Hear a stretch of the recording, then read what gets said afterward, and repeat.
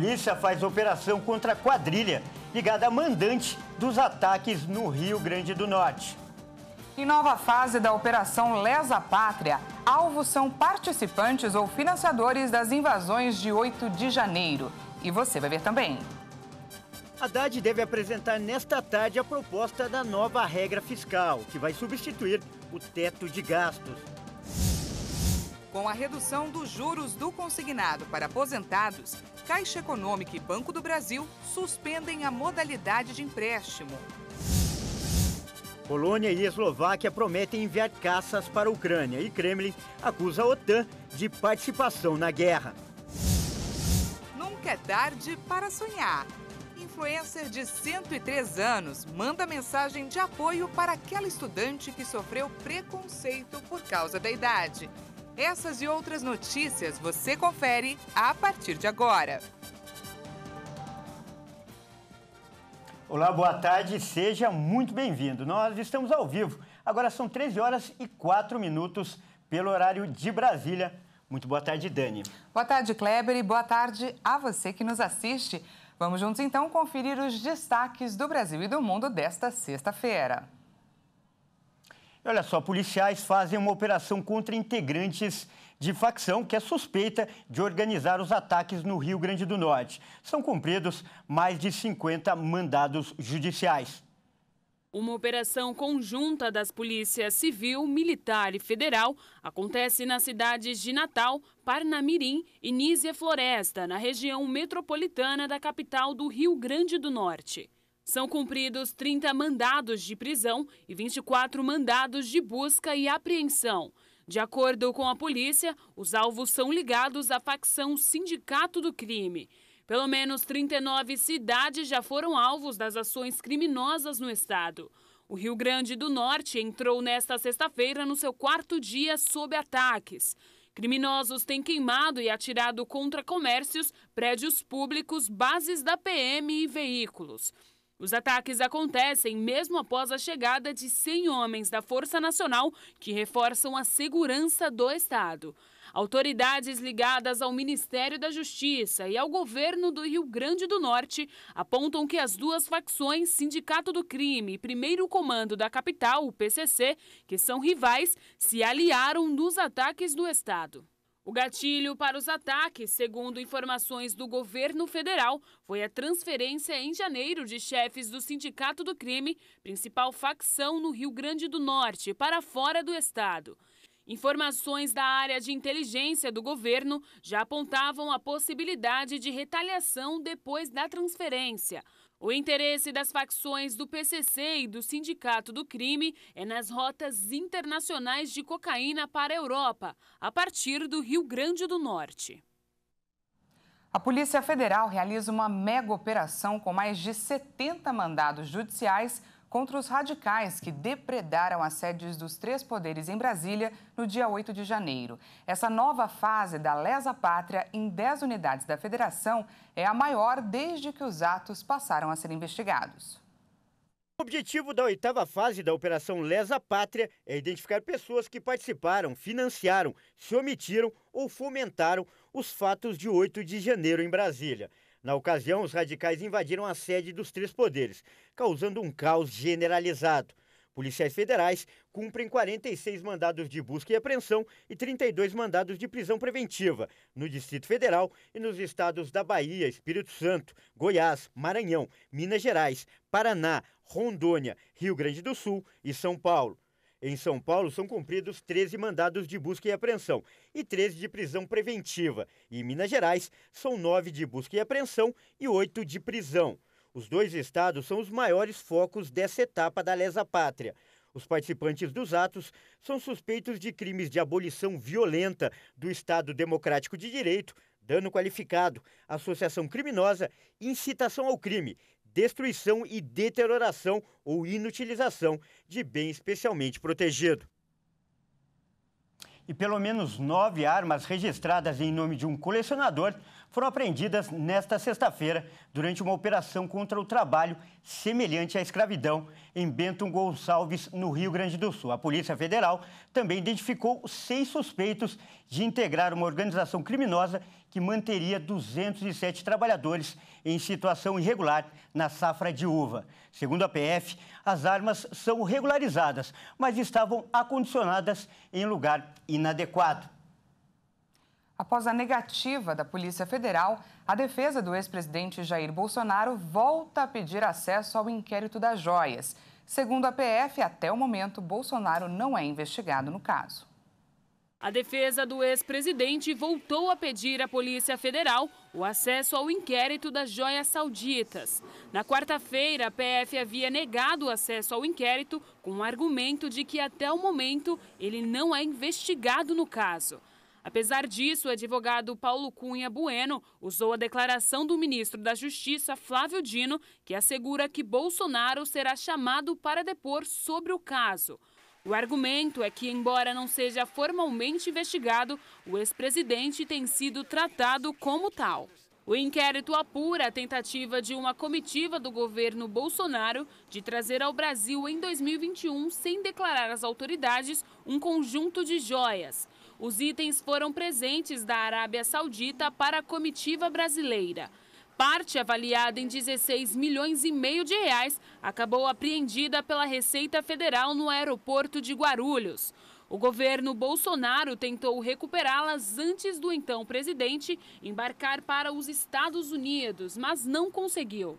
Outra parte, de R$500 mil, entrou no Brasil sem ser detectada na alfândega e foi entregue a Bolsonaro, contrariando o entendimento do Tribunal de Contas da União, que estabelece que presentes valiosos do tipo devem ficar com o Estado e não com o ex-mandatário. Após o caso vir à tona, Bolsonaro prometeu entregá-las ao TCU.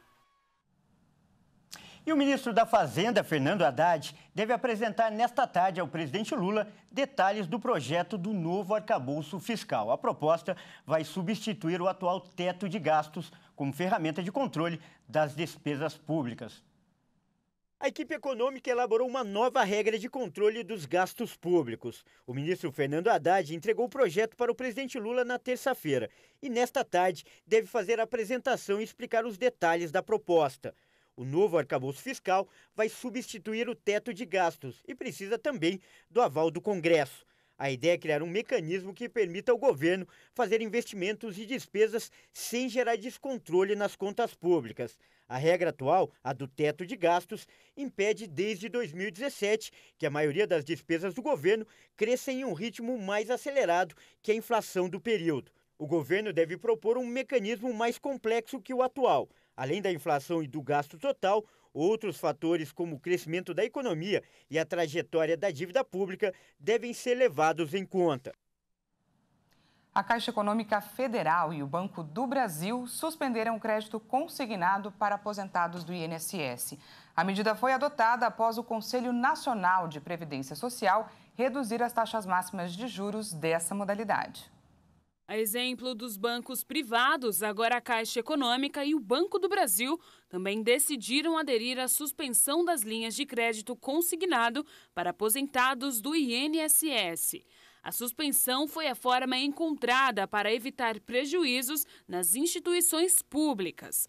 Isso porque o Conselho Nacional de Previdência Social reduziu o teto de taxas de juros dessa modalidade de 2,14% para 1,70%.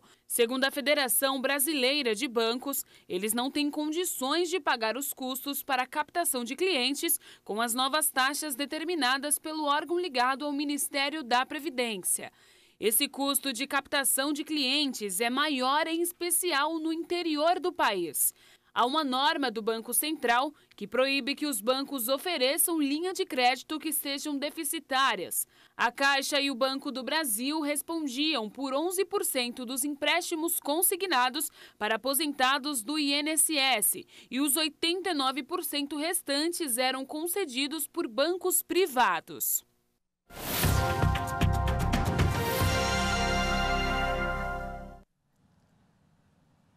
E sem dúvida, enfrentar uma doença ou um problema grave de saúde é um dos momentos mais difíceis na vida de uma pessoa, né, Dani? Com certeza, Kleber. Pois é, e essa situação tão ruim tem ficado ainda mais complicada para diversos pacientes. Isso porque muitos planos de saúde, ao invés de ajudar quando mais é preciso, acabam trazendo mais dor de cabeça para o cliente. Pois é. Os números confirmam a má qualidade do atendimento prestado pelos planos de saúde no Brasil. Esse serviço é o campeão de reclamações no ranking do IDEC, que é o Instituto Brasileiro de Defesa do Consumidor. Praticamente 1 a cada 3 queixas registradas é contra uma operadora de plano. Para falar sobre esse assunto e, principalmente, orientar as pessoas que estiverem passando por dificuldades, nós vamos começar agora com a advogada Renata Abalém, que é diretora jurídica do Instituto de Defesa do Consumidor. Ótima tarde, doutora, seja bem-vinda. Olá, uma ótima tarde para vocês. É um prazer estar aqui mais uma vez. Boa tarde, doutora. O prazer é todo nosso. Primeiro, eu queria que a senhora explicasse para a gente qual a origem desse problema. Na avaliação do IDEC, onde está a falha? É importante lembrar que os planos de saúde são fiscalizados pela ANS, que é a Agência Nacional de Saúde. Na verdade é o seguinte, as pessoas olham quando a notícia vem e que vê-se que já faz 9 anos que os planos estão em primeiro lugar e o segundo ano consecutivo, só deixando de figurar como a primeira reclamação, o primeiro fornecedor mais reclamado do IDEC no ano da pandemia, porque as pessoas ficaram em casa e deixaram de utilizar os planos com tratamentos eletivos. As pessoas se assombram, mas não, é isso mesmo, a nossa realidade é essa mesmo, infelizmente. O que acontece é o seguinte, a ANS, ela tem as regras administrativas dela e ela elabora essas regras de comum acordo com todo o mercado de planos de saúde, tanto os mercados privados quanto o mercado que são os planos das empresas estatais, então planos de autogestão, e acontece isso mesmo. Por quê? Porque a saúde ela é deficitária, os planos cobram absurdo dos seus clientes, dos seus consumidores e não entregam o serviço como deveriam entregar. Então, você vai ver nessa listagem aí, você vai ver que a primeira reclamação, o primeiro percentual, o percentual mais alto, é com relação a contratos. Mas aí nós vamos lá naquele dispositivo do Código de Defesa do Consumidor. O consumidor, ele tem direito a uma informação clara e ostensiva de todos os contratos, de tudo que ele está comprando, adquirindo, contratando. E nós não temos isso. Por quê? Porque é muito falho. As informações elas não são entregues mastigadas, e não é todo mundo que entende contrato de plano de saúde, não é todo mundo que entende o que é uma órtese, o que é uma prótese, quando é que ele vai precisar ou não vai precisar. Então, nós temos realmente um déficit, mas um déficit, primeiro, na informação. A informação é que faz o consumidor escolher se ele quer o plano A, se ele quer o plano B. Como é que esse plano vai se comportar ao longo dos anos? Quando eu vou mudar de faixa etária, esse plano vai mudar? Qual que é o reajuste? Então, o problema nosso primordial, e vou além, não só em plano de saúde, é questão de informação. Nós não somos informados à satisfação para escolhermos o fornecedor que for melhor para nós. Doutora, nós fomos às ruas para ouvir quem sofre na pele esse problema, os clientes. Todos, então, né? Vamos conferir. Primeiro, eu acho que é o tempo de atendimento, né? Você quer marcar uma consulta, demora muito tempo para você ser atendido. O que acontece muito é muita lentidão na hora do atendimento. Os exames também, a gente percebe que para marcar é muito demorado, é muito tempo para marcar, para passar no médico. Acho que é a reclamação que eu tenho. A cada dia tem menos médicos conveniados, a gente tem mais problemas para contratar hospital, exames, seja lá o que for. Eu tenho, por exemplo, médico que já me acompanhava há 10 anos que agora só atende particular. Então a gente fica limitado com relação a isso e também alguns exames eles ficam também prejudicados porque a gente não tem acesso a todos. É muito fraco. Por quê? porque é difícil de marcar consulta, então você acaba adiando as coisas porque não tem paciência, entendeu? Tem a questão da rede credenciada, a gente procura uma rede credenciada, de repente aquele cidadão, aquela clínica descredencia rapidamente, então o serviço é ineficiente. Olha, eu vou dizer para você, eu estou com os problemas de saúde desde agosto correndo atrás e não estou conseguindo êxito nenhum para minha saúde, entendeu? Estou muito triste com o meu plano. Bom, como vimos, dificuldade para conseguir atendimento, longa espera e falta de médicos são os principais problemas relatados pelas pessoas. O que o cliente deve fazer quando enfrentar essas situações, doutora? Olha, a primeira coisa é reclamar para a ANS. Essa reclamação ela pode acontecer por meio via online, no próprio site da ANS. A ANS, ela geralmente, ela tende a ser bem rápida, mais rápida do que quando você vai reclamar na ouvidoria dos planos. Porque a ouvidoria, ela está lá dentro do plano, é bem difícil mesmo. Então, quando você tem acesso, quando você faz a reclamação na ANS, você tem possibilidade de que esse plano ele consiga te responder à altura. Mas essa questão da rede credenciada, do atraso dos médicos, isso vai também da educação, viu? A gente vê isso tanto no plano A quanto no plano C, um atraso injustificado no atendimento ao consumidor.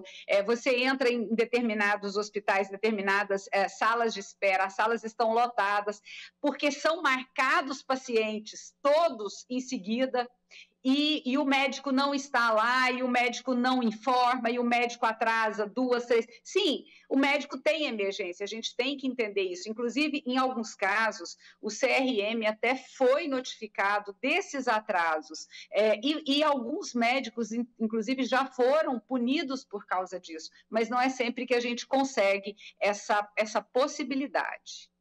Doutora, nós estamos com o tempo no limite, mas eu queria que a senhora respondesse bem rapidamente uma última questão de extrema urgência, extrema importância. E quando o caso for literalmente de vida ou morte, quando o paciente sofre um problema grave e precisa de um atendimento rápido? O plano é obrigado a atender a urgência e emergência imediatamente. Não atendendo, o consumidor deve procurar a justiça. A justiça tem varas especializadas na saúde e, infelizmente, em alguns casos, o que resolve é só um juiz mandar atender em tantas horas. A gente tem acompanhado vários casos assim, é lamentável, mas é quando a gente consegue o atendimento ao cliente.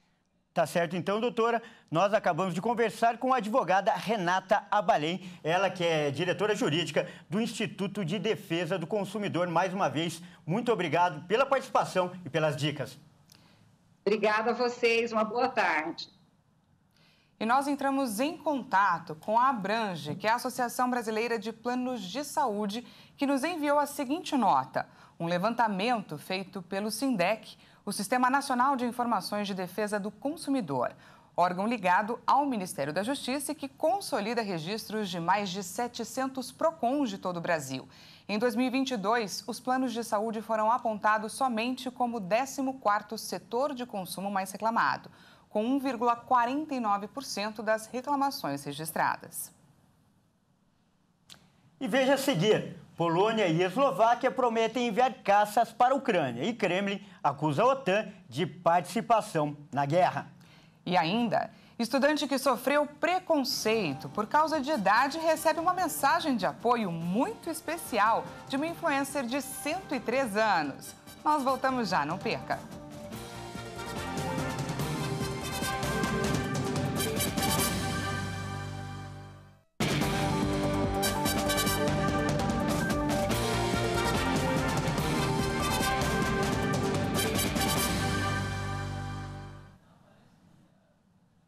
Olá, mais uma vez, seja muito bem-vindo. Nós estamos de volta com o segundo bloco e ao vivo. São 13 horas e 23 minutos pelo horário de Brasília e a gente volta com os destaques internacionais. A Polônia e a Eslováquia anunciaram o envio de caças de guerra para a Ucrânia nos próximos dias. Essa será a primeira vez que países da OTAN vão enviar aviões para Kiev para combater contra a Rússia. Após o anúncio, o Kremlin criticou a ajuda dos dois países e acusou a OTAN de aumentar o seu envolvimento na guerra. A decisão foi anunciada nesta quinta-feira pelo presidente do país, Andrzej Duda, que tinha ao seu lado o colega tcheco Petr Pavel. Os caças são 4 MiG-29 projetados na extinta União Soviética. Como primeiro passo, nos próximos dias, vamos transferir, se bem me lembro, 4 aeronaves totalmente operacionais para a Ucrânia. Outras aeronaves que estão atualmente em manutenção e preparação serão enviadas em seguida. Duda revelou que a Polônia tem cerca de 15 caças MiG herdados na década de 1990 das Forças Armadas da comunista Alemanha Oriental. O governo americano é contrário ao envio de caças à Ucrânia. Kiev pediu inúmeras vezes a seus aliados ocidentais que enviassem caças bombardeiros modernos, na esperança de obter os F-16 americanos. O Ministério das Relações Exteriores da China anunciou nesta sexta-feira que o presidente Lula vai viajar para o país no final de março para uma visita oficial a convite do presidente Xi Jinping. A visita vai acontecer entre 26 e 31 de março e vai ser a primeira do presidente à China desde que assumiu o poder em janeiro. China e Brasil são grandes países em desenvolvimento e importantes economias emergentes, parceiros estratégicos abrangentes. Desde o estabelecimento de relações diplomáticas há quase um século, diante de mudanças internacionais, as relações mantiveram um desenvolvimento estável e a cooperação prática em vários campos foi frutífera, um modelo de solidariedade e cooperação em desenvolvimento conjunto entre os países. A visita de Lula vai inaugurar uma nova era para as relações China-Brasil, empurrar a parceria a um novo nível e gerar novas contribuições à promoção da prosperidade e estabilidade regional e global. A China é o maior parceiro comercial do Brasil, com mais de 800 bilhões de reais em comércio bilateral no ano passado, bem à frente dos Estados Unidos, com cerca de 469 bilhões de reais. Na última semana, um caso de etarismo, que é o preconceito contra idosos, ganhou destaque no noticiário nacional. Muita gente deve se lembrar de um vídeo gravado por jovens estudantes de uma universidade particular de Bauru. Na gravação, elas ridicularizam uma colega de classe, só porque ela tem mais de 40 anos de idade e está iniciando o curso agora. A gravação viralizou nas redes sociais e causou uma grande indignação. E olha só, a estudante que foi ofendida acaba de receber uma mensagem de apoio muito especial. Um vídeo que foi gravado pela dona Maria do Cardoso. Ela ficou famosa aos 101 anos após entregar um currículo para concorrer a uma vaga de emprego em uma fábrica. Hoje, ela atua como influencer e sabe muito bem que nunca é tarde para sonhar. Vamos conferir. Não desiste não, meu filho. Vai estudar. Deus foi bom, assim como fez na minha vida, vai fazer na sua também. Aproveita seu tempo e seja feliz. Deus te abençoe. E é uma opinião que deve ser muito respeitada, não é, Kleber? Verdade. Afinal, olha só o currículo da dona Maria Cardoso. Ela tem 29 netos, 35 bisnetos e 20 tataranetas. Sabe da vida como poucos, não é? Verdade, Dani. E olha só, é também importante lembrar que o número de trabalhadores com mais de 70 anos no país subiu quase 23% nos últimos 2 anos, Dani. E isso segundo uma pesquisa do próprio IBGE, acima da média de todas as outras faixas etárias, que foi de 9%. Ou seja, nunca é tarde para lutar pelos objetivos. Com certeza. E essa edição fica por aqui. Muito obrigada pela sua companhia. Uma ótima tarde para você e até mais. Não se esqueça que daqui a pouco, às 13h50, eu volto com mais notícias para você. Até mais!